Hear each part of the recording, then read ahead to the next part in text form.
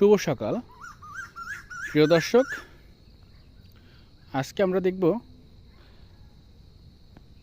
যে ধানের চারা কেন লাল হয়ে যায়।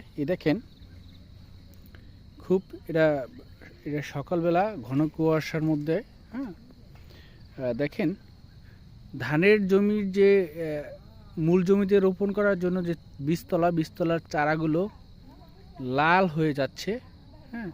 কিছু কিছু জায়গায়, সব জায়গায় না, দেখেন অনেক জায়গায় লাল হয়ে যাচ্ছে। তো দেখেন এই যে অনেক জায়গায় পাতা বলেন বা চারা বলেন, বিছলা বলেন, যাই হোক, পাতা দেখেন চারাগুলো লাল হয়ে আস্তে আস্তে মারা যাচ্ছে। এর কারণ হচ্ছে যে ঘন কুয়াশা এবং কি প্রচুর পরিমাণ ঠান্ডা।